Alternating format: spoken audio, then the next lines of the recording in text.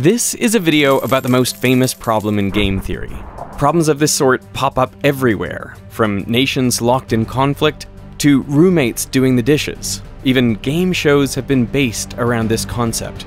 Figuring out the best strategy can mean the difference between life and death, war and peace, flourishing and the destruction of the planet.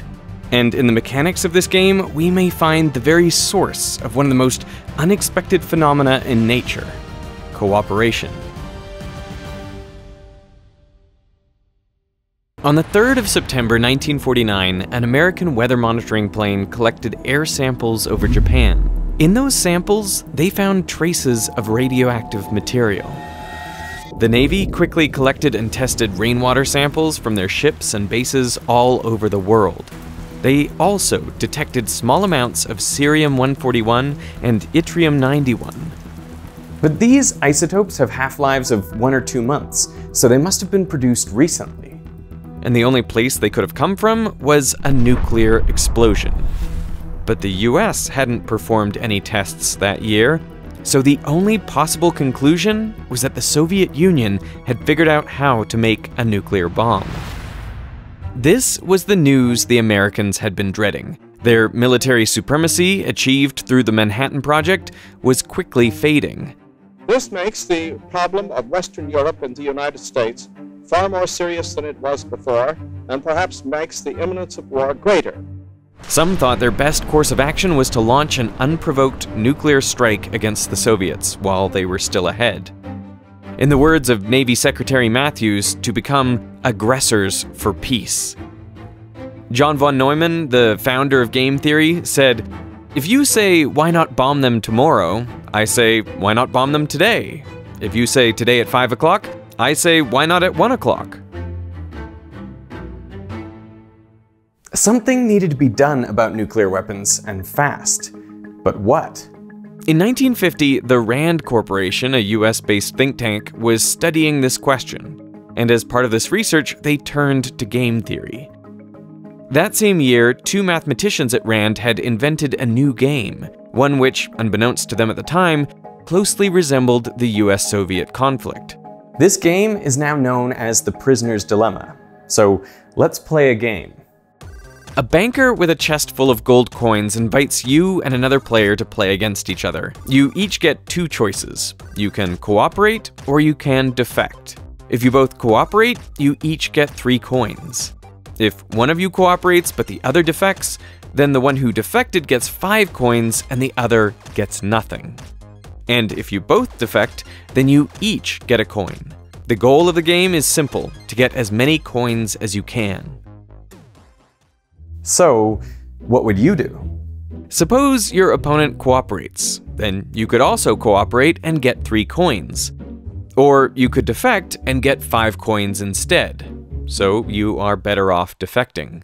But what if your opponent defects instead? Well, you could cooperate and get no coins, or you could defect and at least get 1 coin. So no matter what your opponent does, your best option is always to defect. Now, if your opponent is also rational, they will reach the same conclusion and therefore also defect. As a result, when you both act rationally, you both end up in the suboptimal situation, getting 1 coin each, when you could have gotten 3 instead. In the case of the US and Soviet Union, this led both countries to develop huge nuclear arsenals of tens of thousands of nuclear weapons each, more than enough to destroy each other many times over. But since both countries had nukes, neither could use them. And both countries spent around $10 trillion developing these weapons. Both would have been better off if they had cooperated and agreed not to develop this technology further. But since they both acted in their own best interest, they ended up in a situation where everyone was worse off. The prisoner's dilemma is one of the most famous games in game theory. Thousands and thousands of papers have been published on versions of this game. In part, that's because it pops up everywhere. Impalas, living in between African woodlands and savannas, are prone to catching ticks, which can lead to infectious diseases, paralysis, even death. So it's important for impalas to remove ticks, and they do this by grooming. But they can't reach all the spots on their bodies, and therefore they need another impala to groom them. Now, grooming someone else comes at a cost. It costs saliva, electrolytes, time, and attention, all vital resources under the hot African sun, where a predator could strike at any moment. So for the other impala, it would be best not to pay this cost. But then again, it too will need help grooming. So all impalas face a choice. Should they groom each other or not? In other words, should they cooperate or defect? Well, if they only interact once, then the rational solution is always to defect. That other impala is never going to help you, so why bother? But the thing about a lot of problems is that they're not a single prisoner's dilemma. Impalas see each other day after day, and the same situation keeps happening over and over again. So that changes the problem. Because instead of playing the prisoner's dilemma just once, you're now playing it many, many times. And if I defect now, then my opponent will know that I defected, and they can use that against me in the future. So, what is the best strategy in this repeated game? That is what Robert Axelrod, a political scientist, wanted to find out. So in 1980, he decided to hold a computer tournament. He invited some of the world's leading game theorists from many different subjects to submit computer programs that would play each other. Axelrod called these programs strategies. Each strategy would face off against every other strategy and against a copy of itself. And each matchup would go for 200 rounds. That's important, and we'll come back to it. Now, Axelrod used points instead of coins, but the payoffs were the same. The goal of the tournament was to win as many points as possible. And in the end, the whole tournament was repeated 5 times over to ensure the success was robust and not just a fluke. Axelrod gave an example of a simple strategy. It would start each game by cooperating and only defect after its opponent had defected twice in a row. In total, Axelrod received 14 strategies, and he added a 15th called random, which just randomly cooperates or defects 50% of the time. All strategies were loaded onto a single computer where they faced off against each other. One of the strategies was called Freedman. It starts off by cooperating, but if its opponent defects just once, it will keep defecting for the remainder of the game. Another strategy was called Joss. It also starts by cooperating, but then it just copies what the other player did on the last move. Then around 10% of the time, Joss gets sneaky and defects. There was also a rather elaborate strategy called Grasscamp. This strategy works the same as Joss, but instead of defecting probabilistically, Grasscamp defects in the 50th round, to try and probe the strategy of its opponent and see if it can take advantage of any weaknesses. The most elaborate strategy was Name Withheld, with 77 lines of code. After all the games were played, the results were tallied up and the leaderboard established. The crazy thing was that the simplest program ended up winning, a program that came to be called Tit for Tat. Tit for Tat starts by cooperating, and then it copies exactly what its opponent did in the last move. So it would follow cooperation with cooperation and defection with defection. But only once. If its opponent goes back to cooperating, so does Tit for Tat. When Tit for Tat played against Freedman, both started by cooperating, and they kept cooperating, both ending up with perfect scores for complete cooperation. When Tit for Tat played against Joss, they too started by cooperating, but then on the 6th move, Joss defected. This sparked a series of back and forth defections, a sort of echo effect. Okay, so now you've got this alternating thing, which will remind you of some of the politics of the world today, where we have to do something to you because of what you did to us. And then when this weird program throws in a second unprovoked defection, now it's really bad, because now both programs are going to defect on each other for the rest of the game. And that's also like some of the things that we're seeing in politics today and in international relations. As a result of these mutual retaliations, both Tit for Tat and Joss did poorly. But because Tit for Tat managed to cooperate with enough other strategies, it still won the tournament. We're being joined. Hey, my God, there's Professor Axelrod. Hey, there's Stewart. Wow, what a treat this is. And I imagined initially it'd be sort of like computer chess, where you need a pretty complicated program to play a sophisticated game. But in fact, it was not like that at all. It was the simplest strategy that did the best. So I analyzed how that happened. Axelrod found that all the best performing strategies, including tit for tat, shared 4 qualities. First, they were all nice, which just means they are not the first to defect. So tit for tat is a nice strategy. It can defect, but only in retaliation. The opposite of nice is nasty. That's a strategy that defects first. So Joss is nasty. Out of the 15 strategies in the tournament, 8 were nice and 7 nasty. The top 8 strategies were all nice. And even the worst performing nice strategy still far outscored the best performing nasty one. The second important quality was being forgiving. A forgiving strategy is one that can retaliate, but it doesn't hold a grudge. So tit for tat is a forgiving strategy. It retaliates when its opponent defects, but it doesn't let defections from before the last round influence its current decisions. Friedman, on the other hand, is maximally unforgiving. After the first defection, just from the opponent would defect for the rest of the game. Okay, that's it. No mercy. And that might feel good to do, but it doesn't end up working out well in the long run.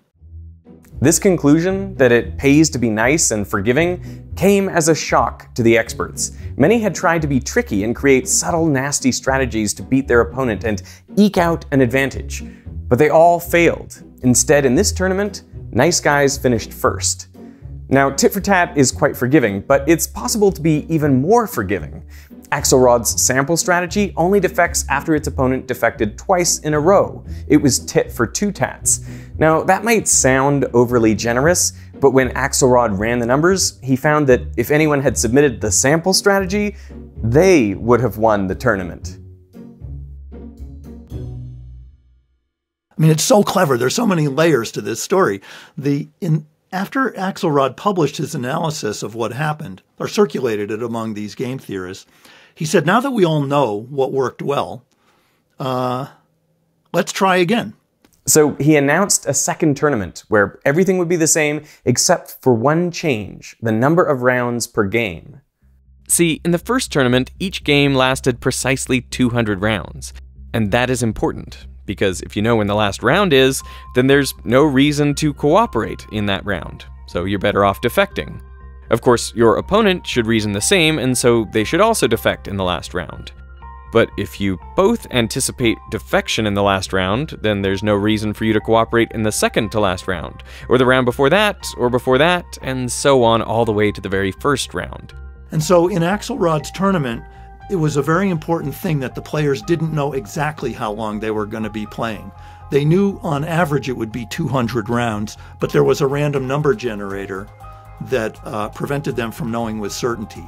Yeah, if you're not sure when it ends, then you have to kind of keep cooperating because it might keep going and you might need them on your side. Yeah.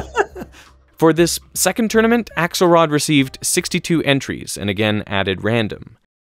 The contestants had gotten the results and analysis from the first tournament and could use this information to their advantage. This created 2 camps. Some thought that clearly being nice and forgiving were winning qualities, so they submitted nice and forgiving strategies. One even submitted tit for 2 tats. The second camp anticipated that others would be nice and extra forgiving, and therefore they submitted nasty strategies to try to take advantage of those that were extra forgiving. One such strategy was called Tester. It would defect on the first move to see how its opponent reacted. If it retaliated, Tester would apologize and play tit for tat for the remainder of the game. If it didn't retaliate, Tester would defect every other move after that. But again, being nasty didn't pay. And once again, tit for tat was the most effective. Nice strategies again did much better. In the top 15, only 1 was not nice. Similarly, in the bottom 15, only 1 was not nasty. After the second tournament, Axelrod identified the other qualities that distinguished the better performing strategies. The third is being retaliatory, which means if your opponent defects, strike back immediately. Don't be a pushover. Always cooperate is a total pushover, and so it's very easy to take advantage of. Tit for tat, on the other hand, is very hard to take advantage of. The last quality that Axelrod identified is being clear.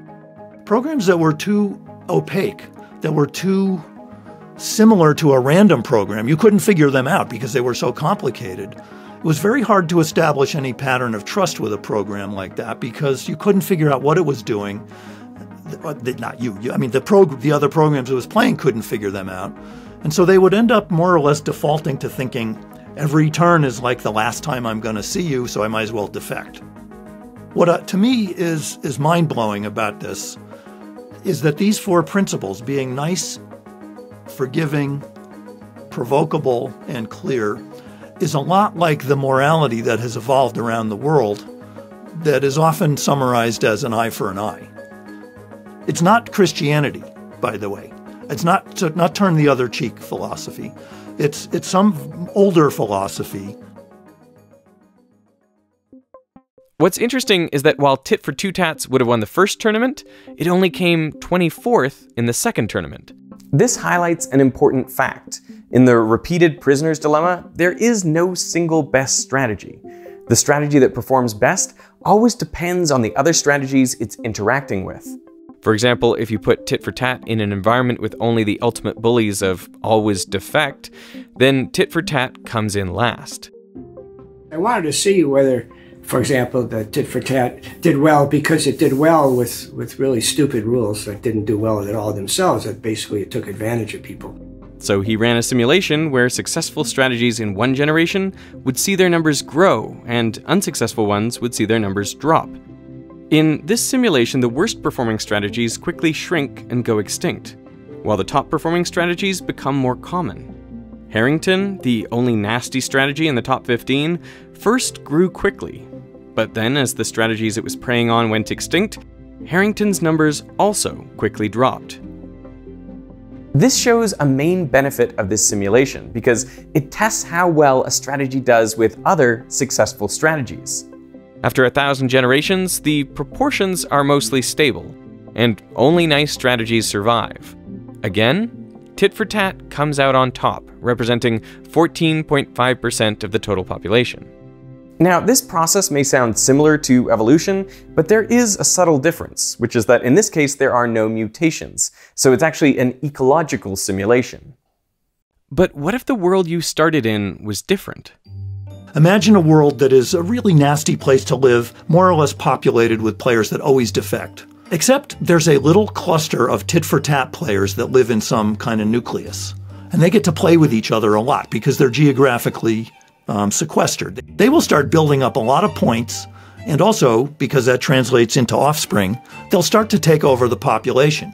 So, in fact, Axelrod showed that a little island of cooperation can emerge and spread, and eventually will take over the world, which is fantastic. How can cooperation emerge in a population of players who are self-interested, who are not trying to be good because they're good-hearted? You don't have to be altruistic.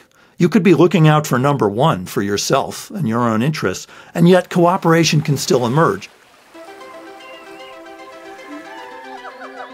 Some argue that this could explain how we went from a world full of completely selfish organisms, where every organism only cared about themselves, to one where cooperation emerged and flourished. From impalas grooming each other to fish cleaning sharks. Many life forms experience conflicts similar to the prisoner's dilemma, but because they don't interact just once, both can be better off by cooperating. And this doesn't require trust or conscious thought either, because the strategy could be encoded in DNA. As long as it performs better than the other strategies, it can take over a population.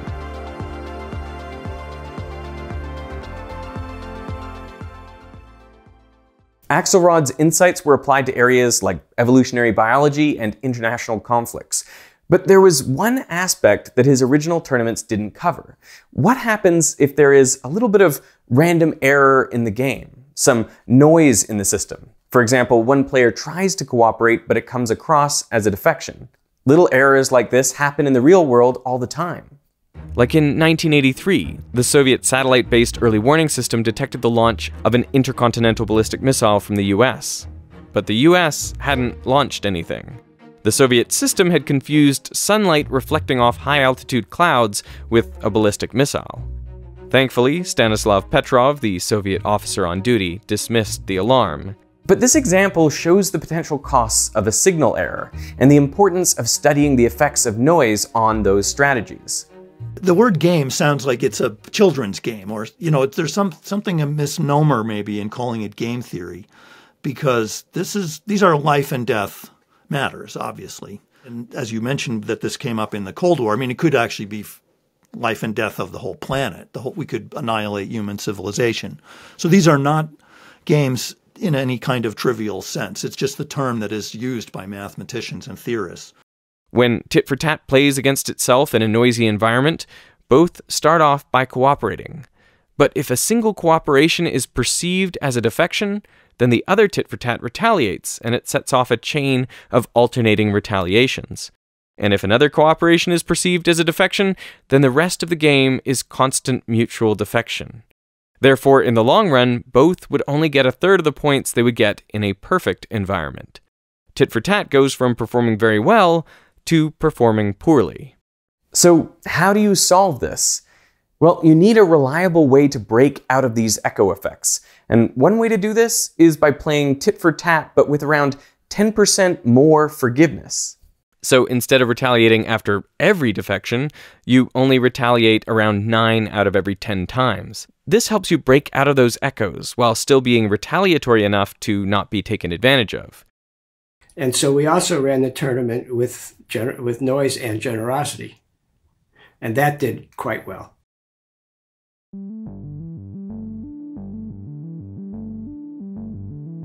My favorite example is tit for tat does really well, but it could never do better than the player it's playing with. I mean, think about it. By design, all they can do is lose or draw. And yet, when the results of all interactions are tallied up, they come out ahead of all other strategies. Similarly, always defect can never lose a game. It can only draw or win. But overall, it performs extremely poorly. This highlights a common misconception, because for many people when they think about winning, they think they need to beat the other person. In games like chess or poker, this is true, since one person's gain is necessarily another person's loss, so these games are zero-sum. But most of life is not zero-sum. To win, you don't need to get your reward from the other player. Instead, you can get it from the banker. Only in real life, the banker is the world. It is literally everything around you. It is just up to us to find those win-win situations and then work together to unlock those rewards.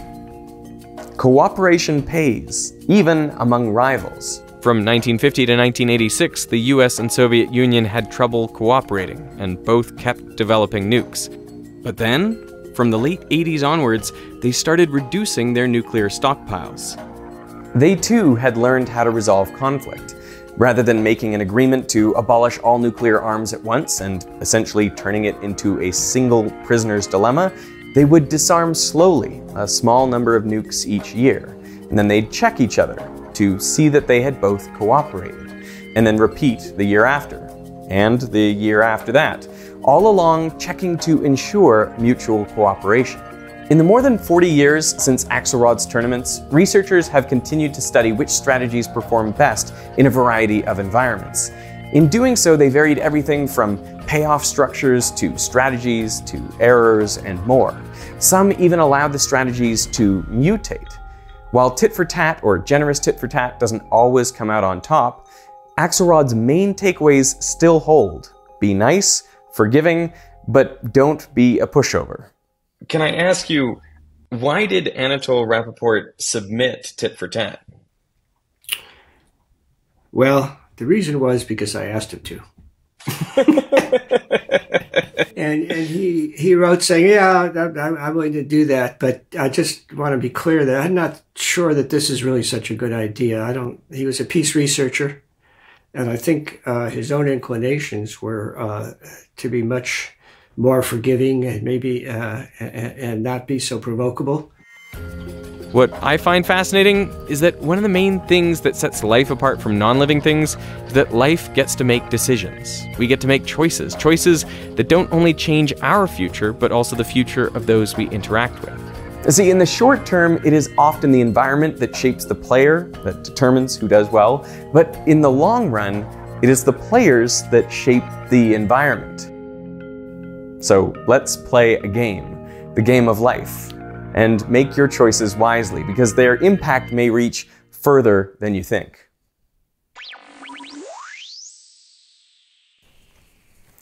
Using the right strategy matters, but figuring out the best strategy isn't easy. It requires critical thinking and innovative solutions, like Axelrod's tournaments. If you're looking for an easy way to build your problem-solving skills, then check out this video's sponsor, Brilliant.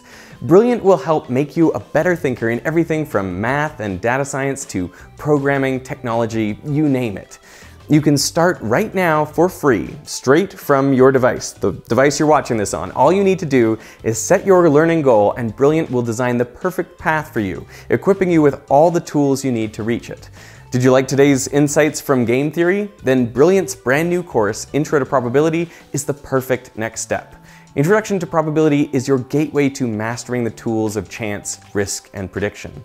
You will learn how to construct and analyze models of real-world situations, from electrons and business decisions all the way to the 2023 Women's World Cup. Whether you're a budding statistician or you just want to learn about randomness and chance, this course will equip you with the skills you need to make decisions in uncertain situations. You'll even take a page out of Axelrod's playbook and learn how to build computer simulations to put your strategies to the test.